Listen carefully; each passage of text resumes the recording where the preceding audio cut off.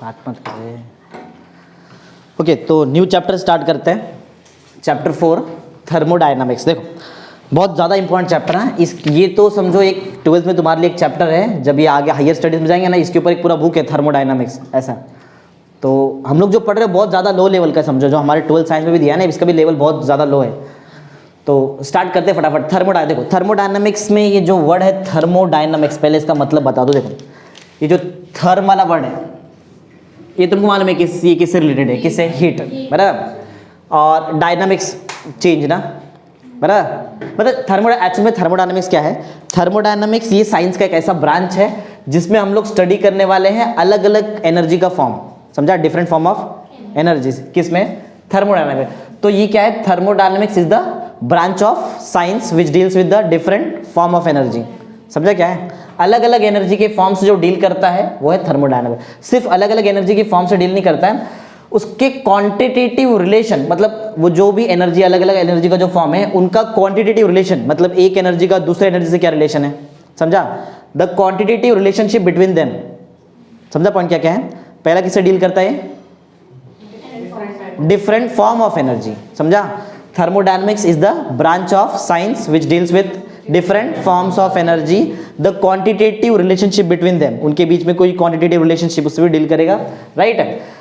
And वो उसमें कुछ फिजिकल और केमिकल प्रोसेस में क्या चेंजेस वगैरह होता है उससे भी डील करेगा। And the changes occurs due to physical and chemical process. 3 की पॉइंट याद रखो। पहला, deals with different forms of energy, the quantitative relationship between them, and the change that occurs, हाँ, change occurs due to physical and chemical process। ये 3 की point याद रखो। वैसे ऐसा कोई डिफाइन एग्जाम में आता नहीं, बट फिर भी तुमको नॉलेज पॉइंट ऑफ व्यू याद होना चाहिए कि थर्मोडायनामिक्स क्या है, बराबर? थर्मोडायनामिक्स इज द, अभी याद करो, thermodynamics is the branch of science which deals with different forms of energy, the quantitative relationship between them, and the change occurs due to physical and chemical process. Simple, समझा? 3 चीज क्या है? चलो अभी actual chapter चालू होता है। ये क्वेश्चन एग्जाम में आया हुआ है, बहुत बार आया हुआ है, लेकिन तुम्हारे सिलेबस में दिया नहीं, लेकिन बीच में इंटेक्स्ट कहीं से भी क्वेश्चन पूछ लेते हैं। थर्मोडायनामिक्स से कुछ लिमिटेशंस है, मतलब कहाँ थर्मोडायनामिक्स यूज नहीं हो सकता है और कहाँ यूज, कुछ लिमिटेशन का मतलब मालूम है ना तुमको? लिमिटेशंस पढ़ा है ना? हाँ, तो थर्मोडायनामिक्स का लिमिटेशंस क्या क्या है? देखो सबसे पहला पॉइंट, ये डील करता है macroscopic property. Macro MACRO, micro नहीं, MICRO नहीं। मैक्रो मतलब बड़ा बड़ा प्रॉपर्टी से डील करेगा, छोटा मोटा प्रॉपर्टी से डील नहीं करता। समझा? पहला पॉइंट क्या है? Thermodynamics deals with macroscopic property. पहला लिमिटेशन, छोटा मोटा प्रॉपर्टी नहीं, डायरेक्ट बड़े बड़े प्रॉपर्टी से डील करेगा। सेकंड, ये कोई टाइम फैक्टर पे डिपेंडेंट नहीं है, मतलब टाइम फैक्टर को नहीं देखता है, स्पीड को नहीं देखता है। समझा?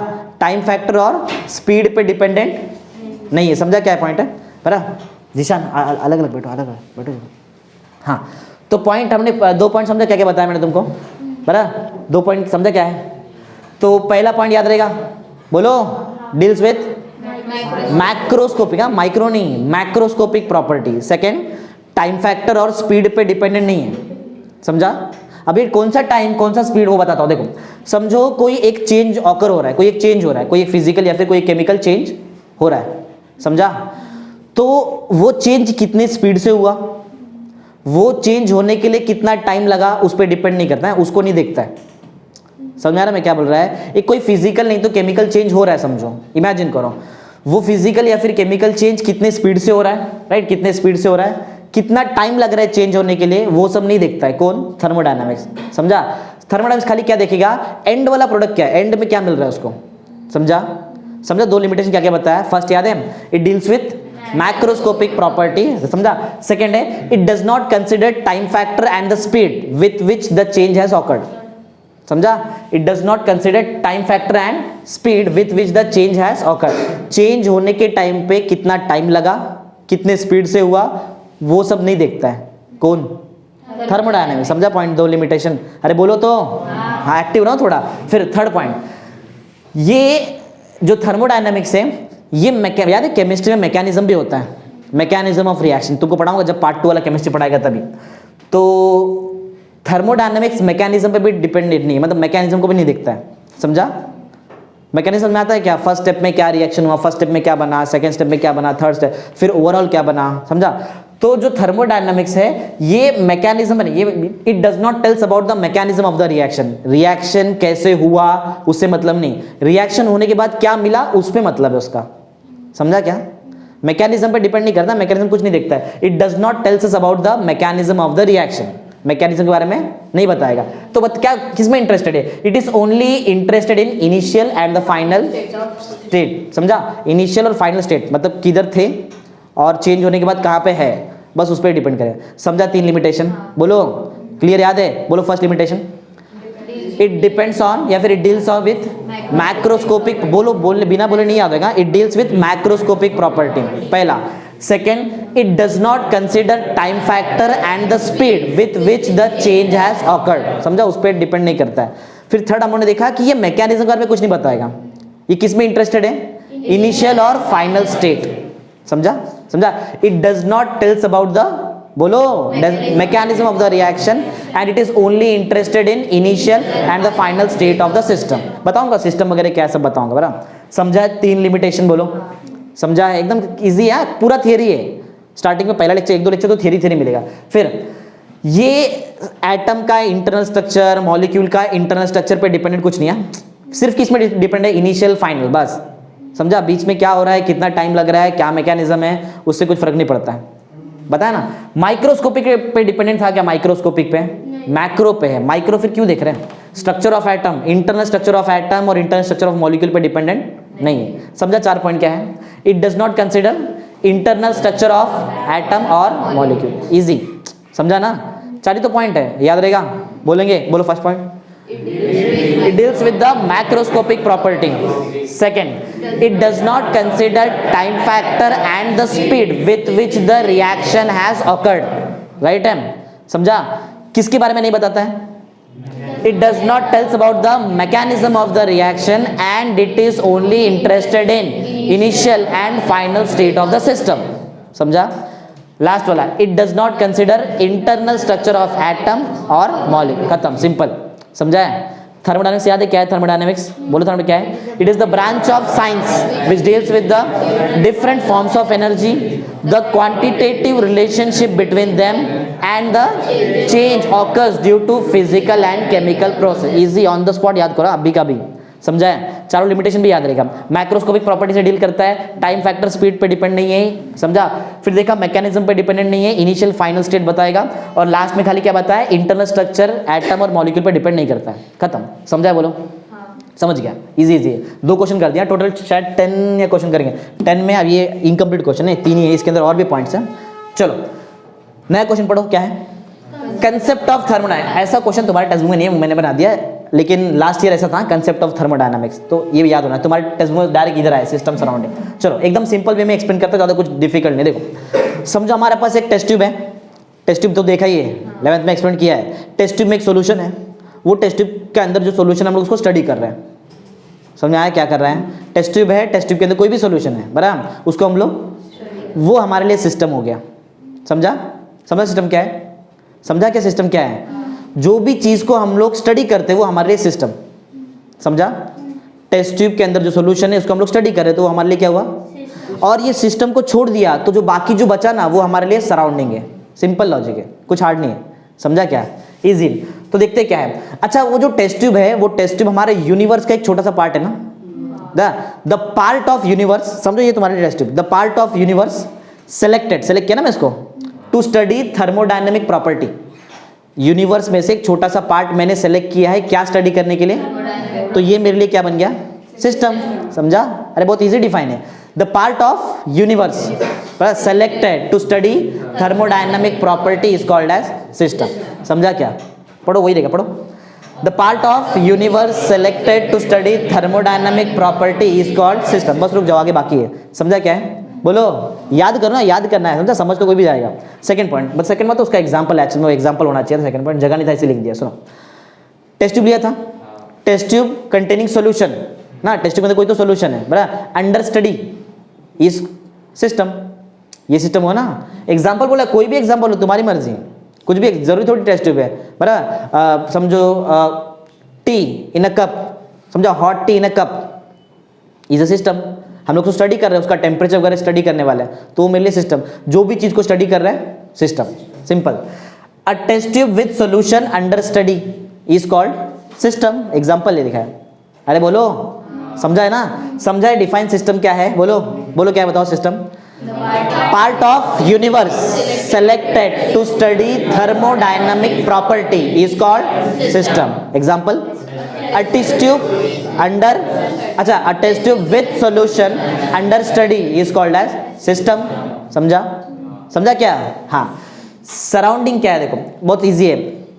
अगर मैं सिस्टम को छोड़ दूं, यूनिवर्स में से वो सिस्टम वाला पार्ट निकाल दूं, तो जो बचा वो क्या है? समझा, द पार्ट ऑफ यूनिवर्स, समझा, एक्सेप्ट सिस्टम या फिर other than system is called as surrounding. अपने मन से बना सकते हैं, वैसे इधर भी एक लिखा है पॉइंट, पढ़ो क्या है, पढ़ो। The part of universe other than system, system को जो छोड़ दिया वो जो बचा वो क्या है? समझा क्या है? इजी है ना, पढ़ लेगा, पढ़ो क्या है। The part of universe other than system is called as, याद करो ना अभी कभी ऑन द स्पॉट, समझा है ना? ओके, सराउंडिंग के ऊपर एक और पॉइंट है यहाँ पे, सेकंड पॉइंट भी बता देता हूँ। चलो, तो फर्स्ट पॉइंट तो सराउंडिंग का डिफाइन था, सेकंड पॉइंट सराउंडिंग के बारे में क्या है, देखो सराउंडिंग एक large stock of mass, stock समझ आता है, ज्यादा स्टॉक में चीज खरीद रहे बोलते हैं ना, हाँ, तो जो सराउंडिंग है, खुद सोचो ना, सिस्टम समझो, ये टेस्ट ट्यूब सिस्टम, इसके पास ज्यादा मास रहेगा, इसको छोड़ दिया यूनिवर्स के पास ज्यादा मास रहेगा, यूनिवर्स ना, बराबर ना, वो ज्यादा बड़ा है, बराबर।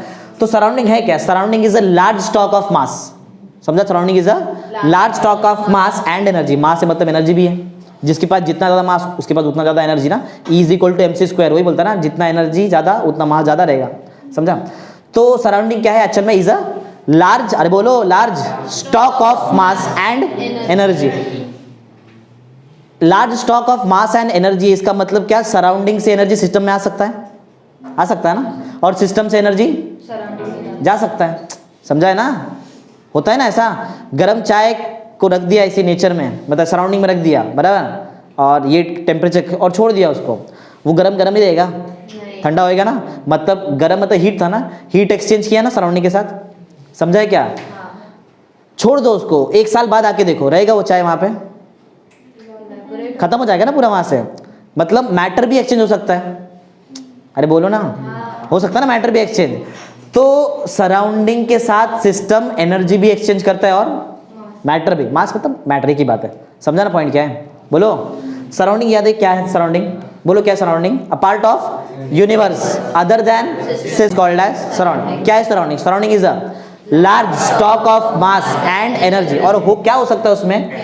कैन बी, अच्छा एक मिनट, लार्ज स्टॉक ऑफ मास ये एक अलग चीज है और यहाँ से अलग है, and energy can be exchange between system and, बताया ना एनर्जी एक्सचेंज, और मैटर भी होता है, दोनों होता है, समझा? बोलो, अभी तक याद है जो पढ़ा है तुमको? ये खत्म हुआ क्वेश्चन नंबर 3 यहाँ पे, समझा है ना?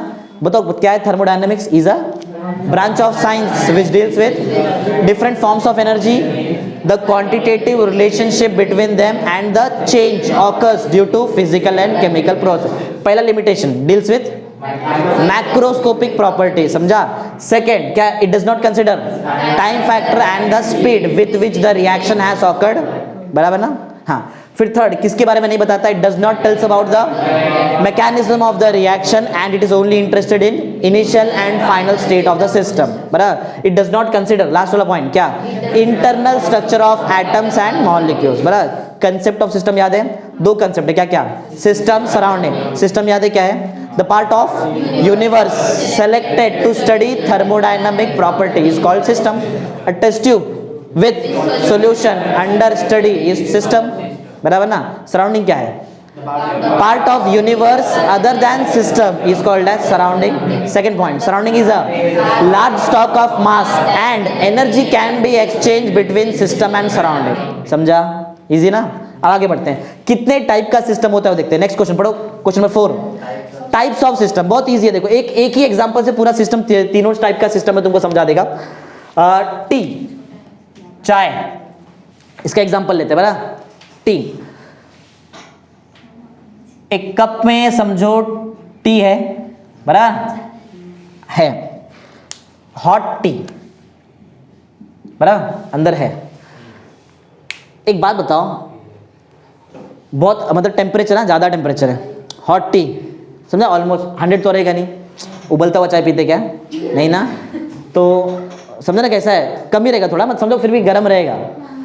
तो ये जो हमारे पास टी है, हॉट टी बना इन अ कप, ये एक एक पढ़ते, 3 टाइप का सिस्टम रहता है। जो हमारा क्वेश्चन क्या है, टाइप्स ऑफ सिस्टम बताऊंगा। 3 टाइप का सिस्टम क्या है। पहला टाइप का सिस्टम सुनो, एक क्वेश्चन का आंसर दो, तुम लोग ही बता देंगे सिस्टम क्या है। एक बात बताओ, ये जो अंदर टी है वो बहुत गर्म है, समझा? हाँ, ऊपर से मैंने कुछ ढका वका नहीं है, ऐसे सिंपल कप है, ऊपर कुछ नहीं है। बताओ 1 आवर बाद आएंगे या फिर थोड़े टाइम बाद आएंगे, ये जो ये, अच्छा बताओ क्या ये सिस्टम है हमारा? इसको स्टडी कर रहे हैं ना, ये हमारे लिए क्या हो गया? सिस्टम। ये सराउंडिंग के साथ क्या क्या एक्सचेंज कर सकता है बताओ? हीट एक्सचेंज करेगा, गर्म है थोड़ी देर बाद ठंडा हो जाएगा। क्या वो जो अंदर का मैटर है वो एक्सचेंज करेगा? वो भी कर सकता है ना। बहुत ज्यादा टाइम बाद आओ, थोड़ा कम मिलेगा ना तुमको चाय उसमें, बराबर ना? तो इसको बोलेंगे ओपन सिस्टम। ऐसा मत सोचो ढका नहीं है इसके लिए ओपन सिस्टम, ऐसा नहीं मत समझा। ओपन सिस्टम का मतलब क्या है? एक ऐसा सिस्टम जो सराउंडिंग के साथ हीट एक्सचेंज कर सकता है और मैटर, उसको बोलते हैं ओपन सिस्टम। समझा ओपन सिस्टम क्या है? समझा? The system which can exchange heat as well as matter with the surrounding is called as open system. समझा? अरे इजी, अपने मन से बना दिया डिफाइन। समझा क्या है? The system which can exchange heat as well as matter with the surrounding is called as example. A hot tea in a cup is an example of open system. पढ़ते हैं, किधर गया? अच्छा एक बात है, पहले बताओ क्लास टाइप्स ऑफ सिस्टम मतलब किसी के बेसिस पे इसको क्लासिफाई किया रहेगा ना। हाँ, हम लोग किस बेस पे क्लासिफाई कर रहे हैं? कोई भी सिस्टम सराउंडिंग के साथ 2 चीज एक्सचेंज करता है, जरूरी नहीं 2 चीज, लेकिन 2 चीज एक्सचेंज कर सकता है। क्या क्या है बताओ? हीट और मैटर, उसके बेसिस पे मैंने क्लासिफाई कर दिया। समझा? पढ़ो ये पहले ये वाला पॉइंट पढ़ो। On the basis of exchange of energy, वही एक्सचेंज किया ना यहाँ पे। हीट क्या है? Heat is a form of energy. समझा? On the basis of exchange of heat, और या फिर बोल सकते हैं energy and matter with the surrounding, system is classified into 3 types. कौन सा है? Open system, sorry open system, close system and isolated. उसमें से एक सिखा दिया मैंने तुमको। क्या सिखाया? याद है? याद है क्या है? बोलो डिफाइन क्या है? The system which can exchange heat as well as matter with the surrounding is called as. Example बताओ। A hot tea in a cup is an example of, वही एग्जैक्ट वही लिखा हुआ है, वही रहेगा। पढ़ो पढ़ो पॉइंट पढ़ो। A system in which there is an exchange of energy, मतलब हीट, अभी हीट नहीं बोलेंगे, अभी एनर्जी बोलते हैं बराबर। Which can exchange energy and matter with the surrounding is called as, example पढ़ो। A hot tea in a cup is an example of, समझ गया? समझा बोलो? हाँ, अब ये जो hot tea in a cup है, क्या करो इसको ना सॉसर से ऐसा ऊपर से ढक दो।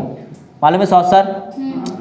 जिसमें सॉस नहीं रहे, सॉसर अलग रहता है, मालूम है? हाँ, वो नीचे जो प्लेट रखते हैं जिसके ऊपर चाय का कप रहता है उसको बोलते हैं सॉसर। से इसको ढक दिया ऐसा, समझा? सॉसर से ढक दिया। और ज्यादा टाइम नहीं कर रहे हम, ज्यादा टाइम हम लोग कंसिडर नहीं कर रहे। अब बताओ अंदर गर्म चाय है, 1 घंटा बाद आएंगे, क्या होएगा? सिर्फ ठंडा होएगा ना, चाय तो उतना ही रहेगा, क्योंकि मैटर बाहर जा सकता है। क्या? ड्रॉपलेट, राइट आंसर है, ड्रॉपलेट रहेगा, क्योंकि वो ठंडा हो जाएगा तो जो भी इवोपरेट हुआ रहेगा, और जैसे तुम लोग करेंगे वो नीचे आ जाएगा ना वापस। मैटर गया क्या सराउंडिंग में? खाली क्या गया?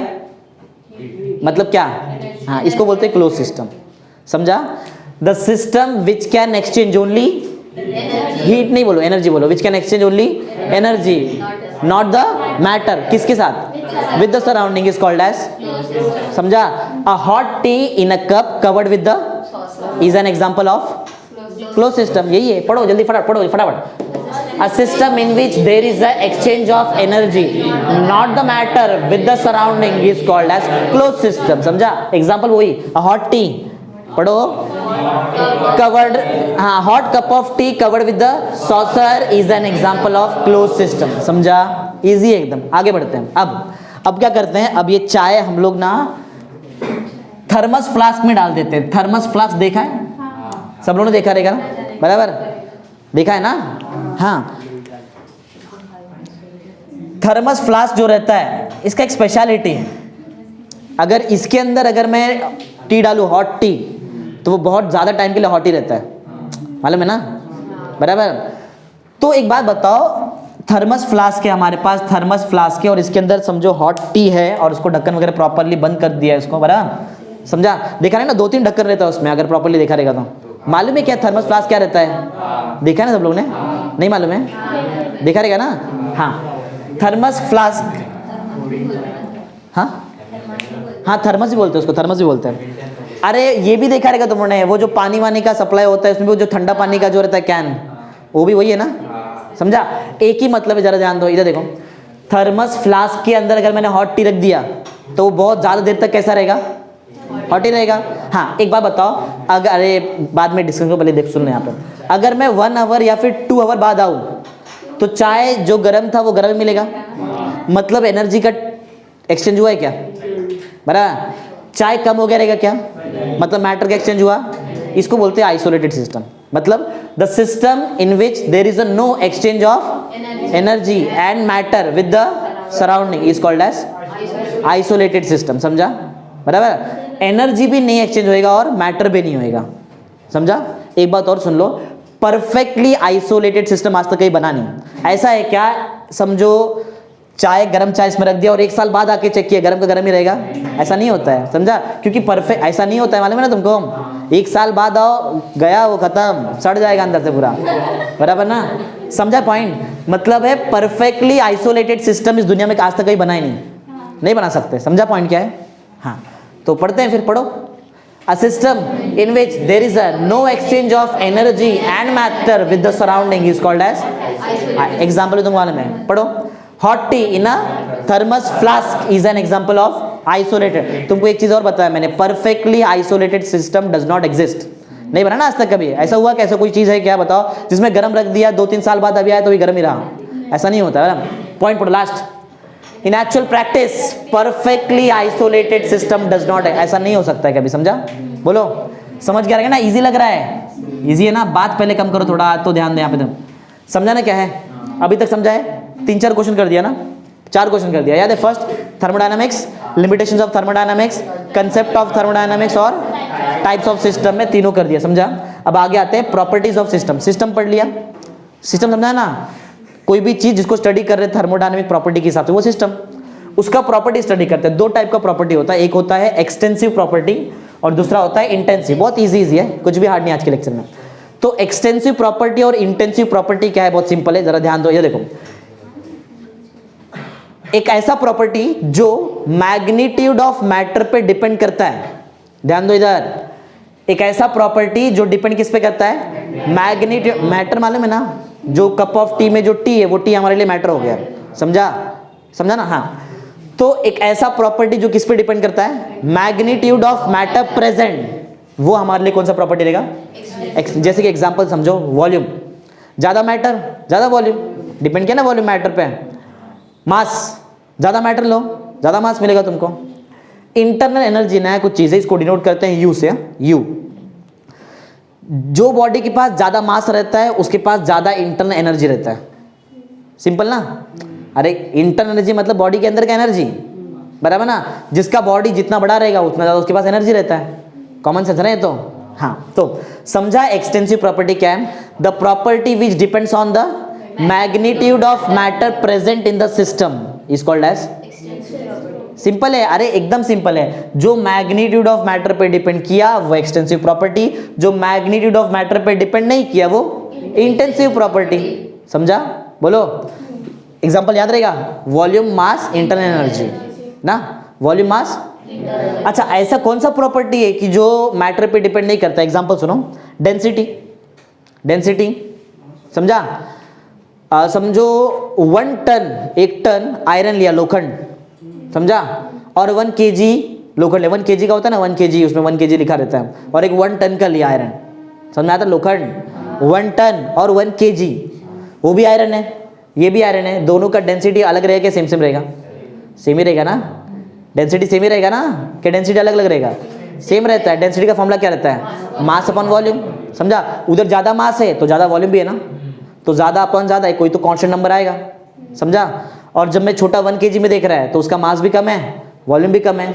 समझा? तो इधर भी कांस्टेंट, मतलब डेंसिटी मास पे, मैटर पे डिपेंड नहीं करता है, मैग्नीट्यूड ऑफ मैटर पे डिपेंड नहीं करता है। मानो ना तुमको ये चीज? हाँ।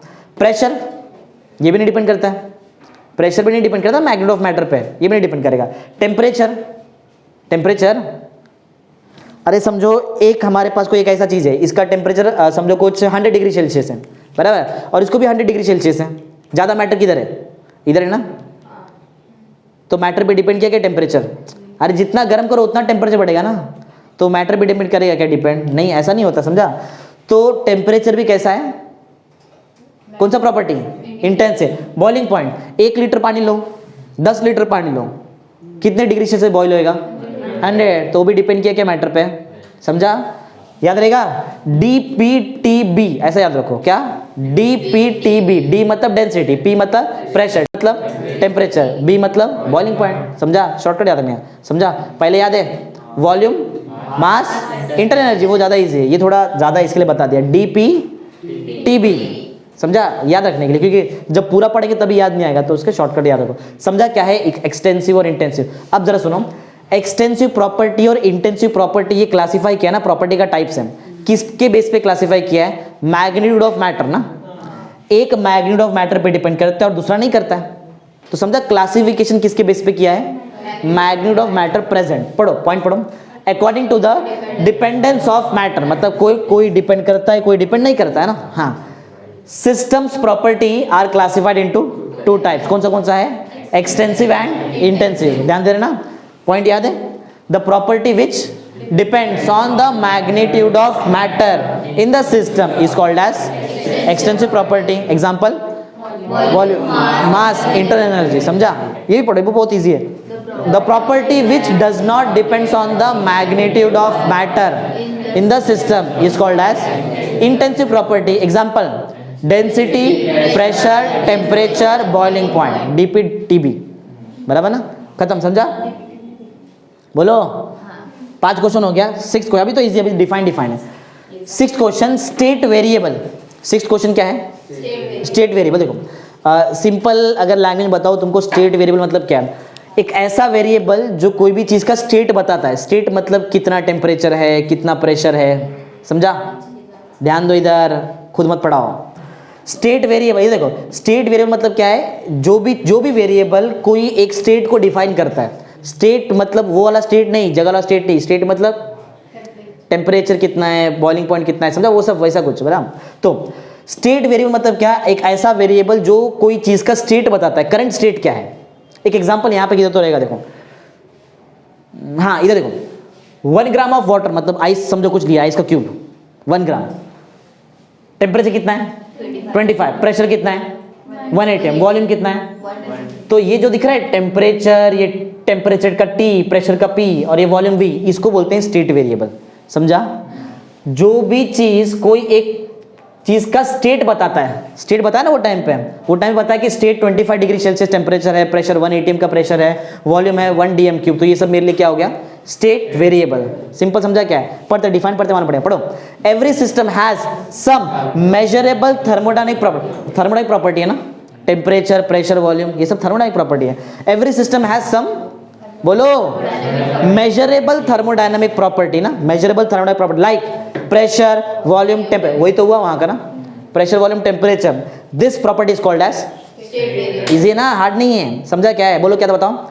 Every system has some measurable thermodynamic property like temperature, pressure, volume, such property is called as, बोलो, स्टेट वेरिएबल। वापस बोलो, क्या बताओ? बोलो, every system has some measurable thermodynamic property like temperature, pressure, volume, such property is called as state variable. खत्म, समझा। Next, state क्या है? स्टेट क्या है? ये जो देखो, स्टेट वेरिएबल हमेशा कोई हमको एक चीज का स्टेट बताता है ना, बराबर। मतलब कंडीशन क्या है? कंडीशन क्या है? 25 डिग्री सेल्सियस टेम्परेचर है, 1 atm का प्रेशर, ये कंडीशन हो गया, 1 dm³, ये भी एक कंडीशन हो गया ना। हाँ, तो सिंपल सा डिफाइन है, पढ़ो। Condition of a state determined by specific value of, मतलब स्टेट वेरिएबल का एक स्पेसिफिक वैल्यू है, बराबर, वो हमारे लिए कंडीशन हो गया ना कि 25 डिग्री सेल्सियस, ये कंडीशन हो गया। 1 dm³ वॉल्यूम, ये कंडीशन हो गया। प्रेशर 1 atm का, वो कंडीशन हो गया, समझा। द कंडीशन ऑफ स्टेट, बराबर, determined by specific value of state variable is called as state. थोड़ा है लेकिन समझा, इधर और वहां पे थोड़ा कंफ्यूजन होएगा, लेकिन इजी है, इतना भी कुछ हार्ड नहीं। स्टेट वेरिएबल याद है? बोलो क्या था, बताओ। एवरी सिस्टम हैज सम, बोलो तो, मेजरेबल थर्मोडायनामिक प्रॉपर्टी सच, हाँ लाइक क्या क्या, like temperature, pressure, volume, such properties are called as state variable. ये बहुत ईजी है, देखो बताता क्या है, देखो क्या पढ़ रहे हैं हम लोग, स्टेट ना, बराबर। स्टेट का डिफाइन है कंडीशन ऑफ स्टेट, स्टेट के डिफाइन में एक स्टेट आता है, याद रखने। तो स्टेट क्या है, कंडीशन ऑफ स्टेट, बराबर, determined by specific value of state variable is called as state. समझा, फिर से सुनो, condition of state determined by specific value of state variable is called state. बोलो क्या है स्टेट का define, condition of state determined by specific value of state variable is called as state. खत्म ना, समझ गया, याद है, स्टेट वेरिएबल, स्टेट। अब आएगा स्टेट फंक्शन, बराबर। स्टेट फंक्शन क्या है, बहुत इजी है, देखो स्टेट फंक्शन मतलब क्या, करंट स्टेट जो बताएगा वो हमारे लिए स्टेट फंक्शन है। एग्जांपल पॉइंट पढ़ेंगे तो एकदम क्लियर। अच्छा एग्जांपल तुमको पहले ही समझा दिया ना मैंने यहाँ पे, ये देखो ना, ये एग्जांपल याद है, 1 ग्राम ऑफ वाटर, तो याद हो गया रहेगा, 1 ग्राम ऑफ वाटर का टेम्परेचर 25 डिग्री सेल्सियस, प्रेशर कितना 1 atm, वॉल्यूम कितना 1। तो ये सब क्या है, ये टेम्परेचर, ये प्रेशर, ये वॉल्यूम, ये क्या कर रहा है, ये करंट स्टेट बता रहा है ना, करंट स्टेट। ऐसा बोल रहा है क्या कि ये वैल्यू 10 मिनट बाद रहेगा, नहीं, करंट बता रहा है ना। तो ये जो भी स्टेट वेरिएबल है जो करंट स्टेट बताते हैं हमको, वो हमारे लिए क्या रहेगा, state function. State function actual में स्टेट वेरिएबल ही है, लेकिन स्टेट वेरिएबल का कैसा आंसर चाहिए हमको, करंट वैल्यू चाहिए। समझा, मतलब अभी क्या वैल्यू है, 10 मिनट पहले या फिर हिस्ट्री में क्या था उससे मतलब नहीं, बताया ना, पाथ पे डिपेंड नहीं करता नहीं है। अरे क्या पढ़ रहे हैं हम लोग थर्मोडायनामिक्स, ये इनिशियल पे डिपेंड कर रहा है और फाइनल, बीच में क्या उससे कोई मतलब नहीं है। समझा ना, पढ़ते वाले पढ़े, पढ़ो। Any property of the system that depends on the current state, समझा, any property of the system that depends on current state of the system and is independent on the path followed by the system to reach that state। अरे कौन से रास्ते से वो state पे reach किया उस पे डिपेंड नहीं होना चाहिए, डिपेंड किस पे करना चाहिए, current state of the system. समझा, वो प्रॉपर्टी को हम लोग क्या बोलेंगे, स्टेट फंक्शन। फिर से एक बार, इतना हार्ड भी नहीं है, पढ़ो। Any property of the system that depends on the current state of the system and is independent of the path followed by the system to reach that state, बराबर, such properties are called as state function। याद रहेगा, बोलो बोलो जरा, बिना के बोलो, बताओ क्या था, बताओ। any property of the system that depends on the current state of the system and is independent of the path followed by the system to reach that state is called as state function। example, 1 gram of water, H2 मतलब water, वो मैं लिख दिया short, 1 gram of water कहाँ पे, has temperature 25 degree Celsius, pressure 1 atm, volume 1 dm³। तो ये सब चीज क्या है, this quantity like pressure, volume, temperature क्या कर क्या रहा है, depends on the current situation या फिर current value of the system and is independent of the history. History पे थोड़ी डिपेंड है, ये थोड़ी बता रही कि 5 मिनट पहले 25 डिग्री सेल्सियस था या फिर 10 मिनट बाद ये रहेगा, वो बता रहा है अभी 25 डिग्री सेल्सियस है, अभी प्रेशर 1 atm है, अभी वॉल्यूम 1 dm³। समझा, तो ये सब मेरे लिए क्या हो गया, बताओ, स्टेट फंक्शन। समझा स्टेट फंक्शन क्या है, बोलो, समझ गया ना स्टेट फंक्शन क्या है, बोलो। चलो, तो डिफाइन याद है, बोलो, याद है ना, इधर का सब याद है क्या, चलो ये बताओ जरा, स्टेट वेरिएबल क्या था, every system has some measurable thermodynamic property, बराबर, like temperature, pressure, volume, such properties are called as state variable, right है। स्टेट क्या था, condition of state determined by specific value of the state variable is called as, खत्म। याद है ये state function, ये देखिए बोलो, स्टेट फंक्शन बोलो क्या था, any property of the system which depends on the current state of the system and is independent of the path followed by the system to reach that state is called as state function। example, 1 gram of water has temperature 25 degree Celsius, pressure 1 atm, volume 1 dm³, right। तो ये जो है this quantity like pressure, temperature, volume depends on the current state and is independent of the history. अपने मन से बता सकते, कोई प्रॉब्लम नहीं, समझा ना, बोलो, समझ गया, समझा ना अभी तक क्या क्या है, बोलो, क्लियर है ना। हाँ, हिस्ट्री मतलब पाथ जिससे वो आया ना, उस पर डिपेंड नहीं कर रहा। नेक्स्ट पढ़ो, नेक्स्ट क्वेश्चन, कितना कर दिया, 8 क्वेश्चन कंप्लीट कर दिया। 9th पढ़ो क्या है, थर्मोडायनामिक इक्विलिब्रियम एकदम इजी है। देखो थर्मोडायनामिक इक्विलिब्रियम क्या है, एक सिंपल लैंग्वेज है, ज़्यादा कुछ हार्ड वर्ड नहीं है, ये एकदम इजी है। देखो अगर हमारा स्टेट फंक्शन याद है ना, हाँ, जो किस पे डिपेंड करता है, करंट स्टेट पे। हाँ, अगर हमारा स्टेट फंक्शन टाइम के हिसाब से चेंज नहीं हो रहा है तो वो इक्विलिब्रियम को क्या बोलेंगे, थर्मोडायनामिक इक्विलिब्रियम।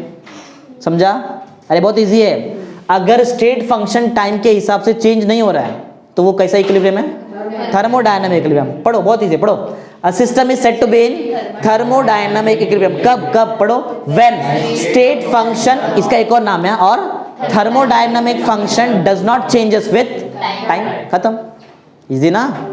बोल सकते फिर से, बोलो क्या है? A system is said to be in thermodynamic equilibrium when state function or thermodynamic function does not changes with time। हो गया ना? समझा? हाँ, ये सेकंड पॉइंट तुम्हारे सिलेबस का नहीं है, लेकिन ये सीईटी वगैरह में एक बार आ चुका है, इसके लिए पॉइंट इंक्लूड कर दिया मैंने। ये जो थर्मोडायनामिक इक्विलिब्रियम है, इसकी वजह से मतलब ये कब आता है और इसका मतलब क्या है? जब थर्मोडायनामिक इक्विलिब्रियम रहेगा तो तीन अलग अलग टाइप का इक्विलिब्रियम वहां पे होता है। पहला है, किधर गया, thermal equilibrium, second chemical equilibrium, और थर्ड मैकेनिकल। ये तीनों इक्विलिब्रियम रहेगा तो एक्चुअली हम लोग बोल सकते हैं कि कौन सा इक्विलिब्रियम है, थर्मोडायनामिक। समझा? Thermodynamic equilibrium implies the existence of three kinds of equilibrium. कौन सा है? Thermal, chemical and mechanical. Easy ना? दोनों बोलो जरा। फर्स्ट पॉइंट बताओ क्या है? The system is said to be in thermodynamic equilibrium when state function or thermodynamic function does not changes with time. Second point, the term thermodynamic equilibrium implies the existence of three kinds of equilibrium. कौन सा है?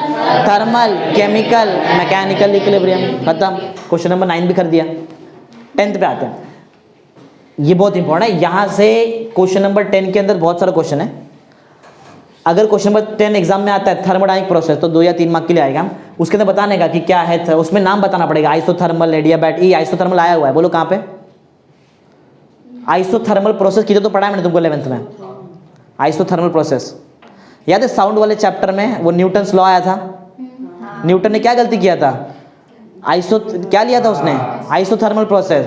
फिर Laplace ने change करके उसको adiabatic process लिया। याद है? याद करो, उधर बताया था तुमको एडियाबैटिक ना, याद है कि नहीं?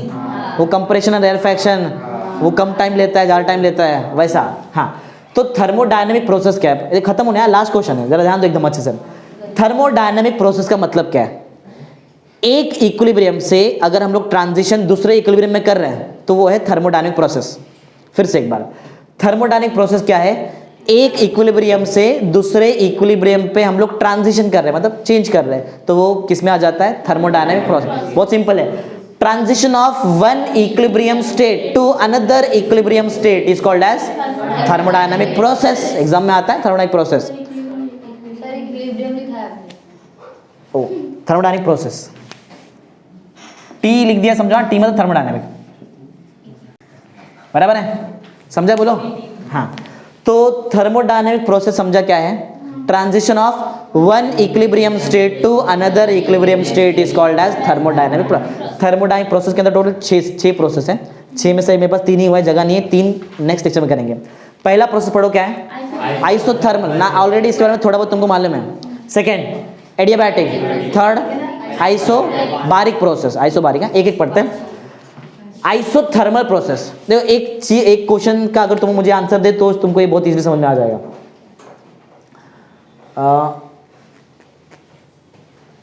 समझो एक वेसल है, वेसल में पानी है, पानी को गर्म कर रहे हैं, पानी बॉईल हो रहा है, 100 डिग्री सेल्सियस आ गया है, फिर भी गैस चालू रखा है, तो अंदर का टेम्परेचर कितना रहेगा पानी का?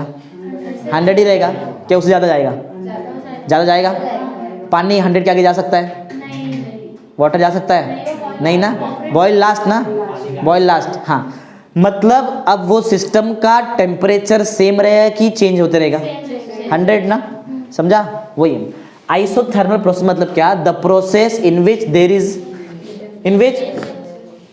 The temperature of the system remains constant. Temperature change होने वाला नहीं है, राइट है। The process in which the temperature of the system remains constant is called as.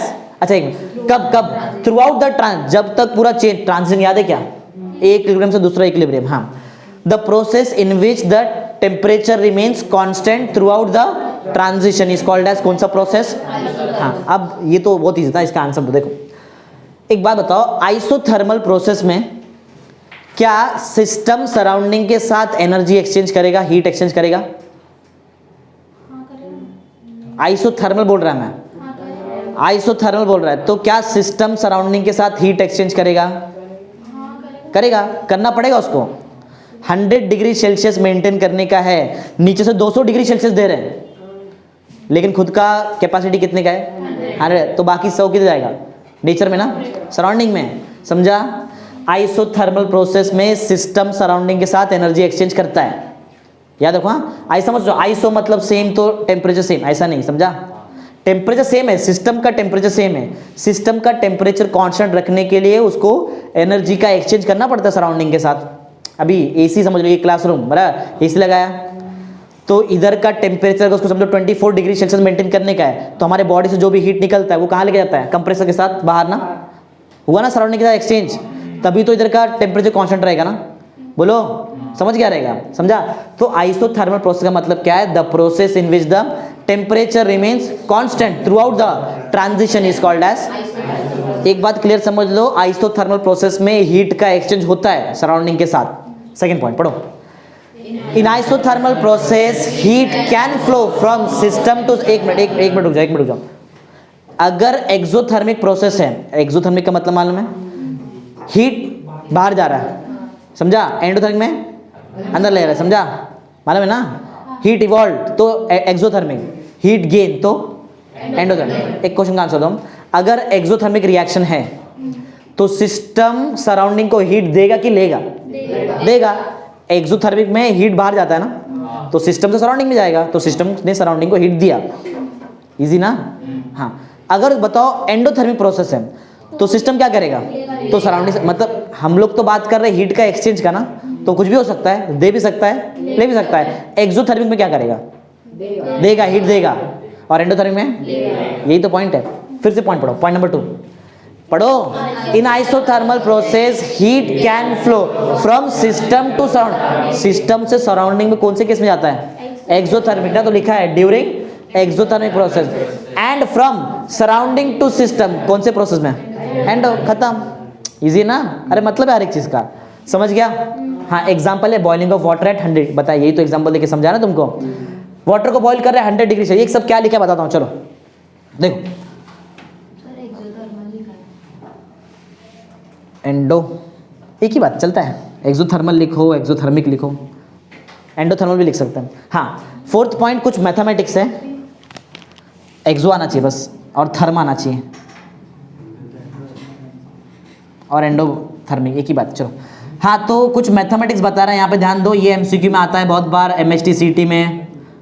देखो, एक बात बताओ, क्या आइसोथर्मल प्रोसेस में जो डेल्टा टी है, टी का मतलब पूछना नहीं, टी क्या है तुमको ऑलरेडी मालूम है, टी क्या होता है, टेम्परेचर, डेल्टा टी का फॉर्मूला क्या रहेगा, इतना मैथ सिखा दिया मैंने तुमको, T2 माइनस, एक बात बताओ, T2 का वैल्यू और T1 का वैल्यू सेम रहेगा क्या अलग अलग रहेगा?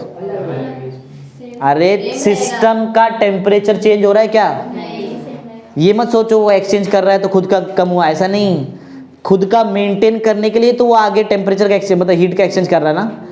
तो जो पहले टेम्परेचर था T1 सिस्टम का, वही टेम्परेचर, वही तो डिफाइंड है, the process in which the temperature of the system remains constant. तो T1 और T2 का वैल्यू सेम क्या अलग अलग? सेम चीज को माइनस किया 0, तो डेल्टा टी का आंसर, समझा? बोलो, अगर बॉडी का टेम्परेचर में चेंज नहीं हुआ तो बॉडी का इंटरनल एनर्जी में भी चेंज नहीं होता है। यू का मतलब इंटरनल एनर्जी, आ चुका है ना एक बार, मास वॉल्यूम, किधर तो आया था ना, किधर गया वो, मास वॉल्यूम इंटरनल एनर्जी ना। हाँ, तो अगर बॉडी का टेम्परेचर चेंज नहीं हुआ तो बॉडी का इंटरनल एनर्जी में भी चेंज नहीं होएगा। तो इसका मतलब जो इंटरनल एनर्जी पहले था U1 और U2 का आंसर सेम क्या अलग अलग? सेम। ओके, एक और ये लॉ है, वो लॉ में पढ़ाऊंगा, अभी के लिए जस्ट मैथमेटिक्स देख लो। डेल्टा U का फॉर्मूला होता है Q प्लस W, तुम्हारे सिलेबस में ये बार कैपिटल Q लिया है इसको, प्लस W, बताता हूँ सबका मतलब। डेल्टा U का मतलब बताओ, चेंज इन इंटरनल, डेल्टा का मतलब है चेंज इन, अगर मैं सिर्फ यू लिखूं तो नाम आएगा इंटरनल एनर्जी। अभी क्या है, change in internal energy. W मतलब वर्क डन, क्यू मतलब हीट एक्सचेंज, क्यू मतलब अच्छा। एक बात बताओ, डेल्टा यू का आंसर कितना है? जीरो। जीरो पुट करो। अगर मैं यहाँ पे जीरो डालूं तो बताओ डब्ल्यू का आंसर, मैथ्स आना चाहिए, बोलो डब्ल्यू का आंसर माइनस ऑफ, आता है ना मैथ्स इतना तो। हाँ, इसका मतलब है जितना भी हीट मैंने दिया इंजन को, उसने पूरा का पूरा हीट को यूटिलाइज किया वर्क डन करने के लिए। समझा मतलब क्या है? बोलो, समझ गया रहेगा ना क्या है? नहीं समझा? समझा रहेगा ना? आइसोथर्मल प्रोसेस के लिए किसका किसका आंसर जीरो? डेल्टा टी और डेल्टा यू, और वर्क डन क्या रहेगा? इक्वल टू, सब याद रखो, सब ए टू जेड सब याद रहना चाहिए हमको, राइट है? तो समझ गया रहेगा तुमको क्या है ना आइसोथर्मल प्रोसेस। डिफाइन याद है? बोलो क्या बताओ? The process in which the temperature of the system remains constant throughout the transition is called as isothermal process, right है? In isothermal process heat can flow from system to surrounding in case of isothermic, and in case of endothermic process heat flows from surrounding to system। मन से बना सकते हैं, मतलब change नहीं होना चाहिए बस। एग्जाम्पल याद है? बॉइलिंग ऑफ वाटर एट, समझा? डेल्टा टी का आंसर, डेल्टा यू का आंसर, डब्ल्यू का आंसर, खत्म ना? चलो आते हैं एडियाबैटिक प्रोसेस में। क्या टेम्परेचर स्टार्टिंग में मतलब जब बॉईल कर रहे हैं तो अलग रहेगा ना? नहीं, वो तभी मेरा सिस्टम नहीं है। मेरा सिस्टम क्या है? बॉइलिंग ऑफ वाटर एट, हाँ मैं बॉइलिंग चालू किया तभी का बात नहीं कहना। देख सिस्टम, समझा? सिस्टम है, इधर देखो, सिस्टम कभी है, ऐसा मत सोचो कि सर बॉयल थोड़ी डायरेक्ट 100 पे आएगा। अरे मैंने सिस्टम किसको लिया है? मैंने वो चीज़ को सिस्टम लिया है जो पहले से 100 पे। समझा रहेगा ना? हाँ चलो आते हैं एडियाबैटिक।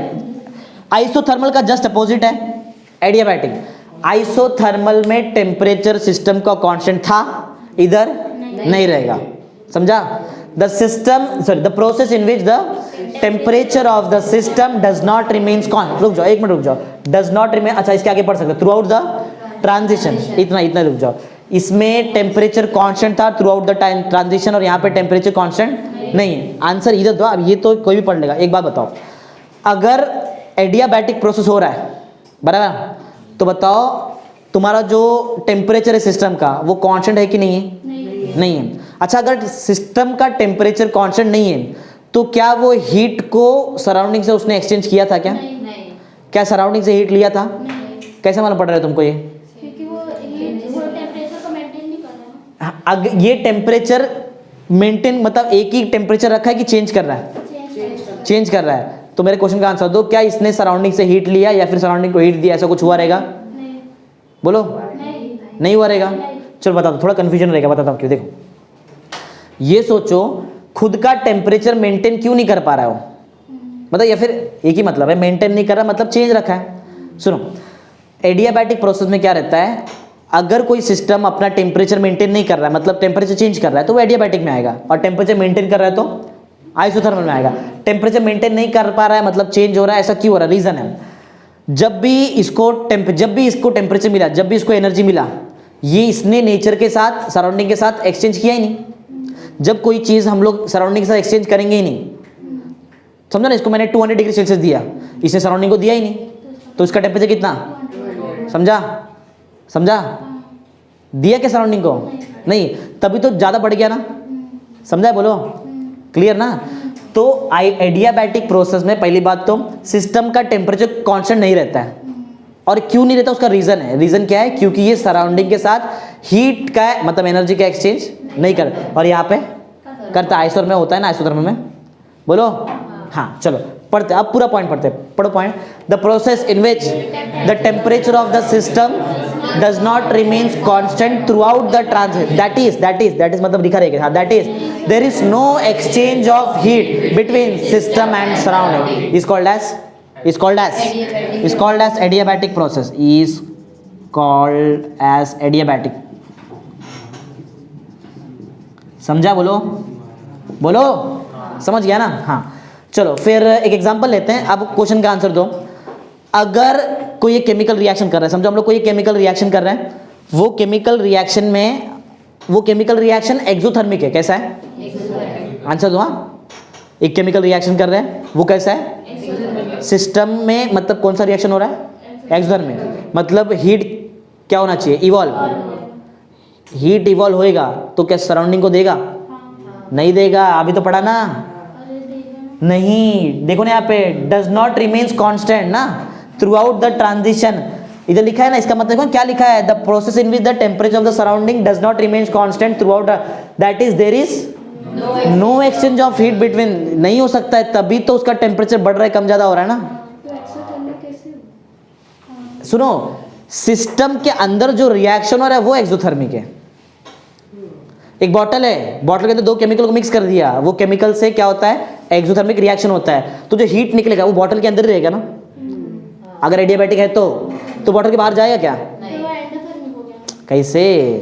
मैं केमिकल रिएक्शन की बात कर रहे हैं अंदर, पूरा सिस्टम क्यों देख रहे हैं? सिस्टम क्या है हमारा? बॉटल के अंदर दो केमिकल, जिसके अंदर जो केमिकल जब रिएक्ट करेंगे कौन सा रिएक्शन? Exothermic reaction. केमिकल को देखो, अगर एक्सोथर्मिक रिएक्शन हुआ तो हीट निकलेगा कंफर्म, लेकिन सराउंडिंग में नहीं जाएगा।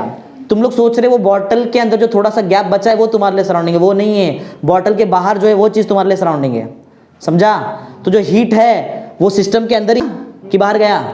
अंदर ही है। अगर एडियाबैटिक है तो समझा, अंदर ही है। मतलब थर्मस फ्लास्क के अंदर समझो रिएक्शन कर रहा है, ऐसा कुछ समझा। हीट अंदर ही है तो वो अंदर का सिस्टम का टेम्परेचर बढ़ेगा ही कम हो जाएगा? बढ़ जाएगा। एक्सोथर्मिक रिएक्शन है तो समझा। अब एक दूसरा आंसर दो। अब वही सेम पूरा थर्मस फ्लास्क है, अंदर जो रिएक्शन हो रहा है वो कैसा है? एंडोथर्मिक। एंडोथर्मिक है मतलब नेचर से हीट लेना चाहिए, लेकिन ले पाया क्या? तो बताओ खुद का टेम्परेचर क्या होएगा? कम हो जाएगा, ठंडा हो जाएगा। नहीं समझा? बोलो। अरे इसका क्या हो रहा है? एक्चुअल में क्या हो रहा है देखो, एक्सोथर्मिक के टाइम पे टेम्परेचर इवॉल्व होता है, मतलब हीट इवॉल्व होता है, लेकिन हीट इवॉल्व केमिकल से अंदर जो भी हीट इवॉल्व होएगा वो तो सिस्टम के अंदर रहेगा ना। एक्सचेंज नहीं कर पा रहा है तो उसके से प्रॉब्लम आ रहा है। एक्सचेंज नहीं कर पा रहा है तो खुद का टेम्परेचर बढ़ा दे रहा है। और सेकंड वाले केस में एंडोथर्मिक में क्या हो रहा है? हीट गेन होना चाहिए, लेकिन गेन नहीं हो पा रहा है तो खुद क्या हो जाएगा? ठंडा हो जाएगा ना। समझा? बोलो। खुद का टेम्परेचर डाउन। पढ़ो, सेकंड पॉइंट पढ़ो। फॉर एक सिंपल है, देखो एक्सोथर्मिक रिएक्शन, अगर एडियाबैटिक प्रोसेस में एक्सोथर्मिक रिएक्शन है, टेम्परेचर मतलब हीट निकला, बॉटल के बाहर गया ही नहीं, बॉटल गर्म, समझा? एंडोथर्मिक रिएक्शन, हीट आया ही नहीं तो खुद ठंडा। सिंपल, ये लॉजिक है। पढ़ो second. For exothermic reaction temperature of the system increases, and for endothermic reaction the temperature of system decrease, मतलब ठंडा हो गया ना। क्लियर ना? हाँ चलो, तो यहाँ पे हम लोग ये देखो एक मैथमेटिक्स और करते हैं। यहाँ भी याद है डेल्टा टी, डेल्टा यू, ये सब? ओके, इधर ध्यान दो सब लोग। बताओ तुम्हारे हिसाब से डेल्टा टी का वैल्यू क्या रहेगा? क्या वो जीरो हो सकता है? नहीं। क्यों? क्योंकि पहले का टेम्परेचर और अभी का टेम्परेचर में फर्क है, टेम्परेचर चेंज हो गया ना। हाँ, डेल्टा टी का answer not equal to zero. अगर डेल्टा टी का आंसर जीरो था तो इंटरनल एनर्जी भी zero, change in internal zero. Change in temperature zero नहीं है, इसका मतलब चेंज इन इंटरनल एनर्जी भी जीरो नहीं रहेगा, कुछ तो चेंज हुआ रहेगा। अरे हीट आया, एनर्जी आया, एनर्जी बढ़ जाता है वहाँ पे। हाँ, तो अगर delta T not equal to zero है तो डेल्टा यू भी, हाँ वो याद है formula, delta U is equal to heat exchange plus work done ना, बराबर है। हीट एक्सचेंज हुआ क्या? क्यू हुआ नहीं, तो किसका आंसर जीरो है? क्यू। सिंस क्यू का तुम्हारा आंसर जीरो है, क्यू के जगह जीरो डालो, बोलो डेल्टा यू डब्ल्यू। तो वर्क डन कितना हुआ? Work done is equal to change in, समझा? क्योंकि हीट, क्यू को बोलते हैं heat exchange, no exchange of heat between system and surrounding ना, हीट एक्सचेंज हुआ ही नहीं। बोलो क्लियर है? चलो, तो समझ गया ना तुमको क्या हो रहा है? समझा है ना? इजी है। आइसोथर्मल प्रोसेस में जो सिस्टम है वो अपना टेम्परेचर मेंटेन करता है, खुद का हीट मतलब नेचर के साथ एक्सचेंज करके देता है, सराउंडिंग के साथ एक्सचेंज करते रहता है। इधर खुद अपना टेम्परेचर मेंटेन नहीं कर पाता है क्योंकि सराउंडिंग के साथ हीट एक्सचेंज हो रहा ही नहीं है। सिंपल लॉजिक है। आइसोबारिक प्रोसेस पढ़ते हैं। देखो आइसो मतलब सेम होता है, इधर सेम था ना, सेम टेम्परेचर, इधर सेम प्रेशर आएगा, बार प्रेशर का यूनिट होता है ना, 1 बार। हाँ, तो आइसोबारिक प्रोसेस मतलब क्या है? थ्रू आउट द ट्रांजिशन अब क्या सेम रहेगा? प्रेशर। समझा? पढ़ो पॉइंट पढ़ो। अरे सबका स्टार्ट सेम ही है. The process in which the pressure of the system remains constant throughout the transition is called as isobaric process. बहुत सिंपल सा एग्जांपल है. जो भी लैबोरेटरी में तुम लोग जो भी रिएक्शन करते हैं वो आइसोबारिक प्रोसेस है. बराबर है. लैबोरेटरी में जो भी तुम लोग रिएक्शन करते हैं वो कैसा प्रोसेस है? क्योंकि जब भी केमिकल रिएक्शन तुम लोग टेस्ट ट्यूब में करते हैं सब विंडो खुला रहता है ना. बराबर, याद है विंडो खोलते कभी भी. हाँ, तो कितना प्रेशर है? 1 atm का constant pressure.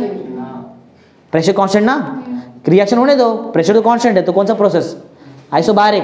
Second point example, in laboratory all reactions are carried out in open vessel ना, ओपन रहता ना, open vessel with a constant atmospheric pressure of 1 atm.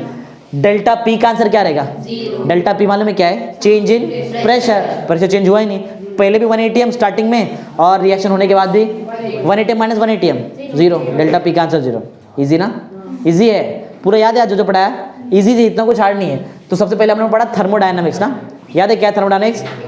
Branch of science which deals with the different forms of energy, their quantitative relationship between them and the change which occurs due to physical and chemical process. First limitation, it deals with the macroscopic property. It does not consider time factor and the speed with which the reaction has occurred. It does not tell us about the mechanism of the reaction and it is only interested in initial and final condition of the state. समझा? Fourth, it does not consider internal structure of atoms or molecules. System याद है? The part of universe selected to study thermodynamic property is called as system. याद है? क्या था example? A test tube with solution under study is a system. Surrounding, a part of universe other than system is called as surrounding. Surrounding is a large stock of mass and energy can be exchanged between system and surrounding. बराबर है?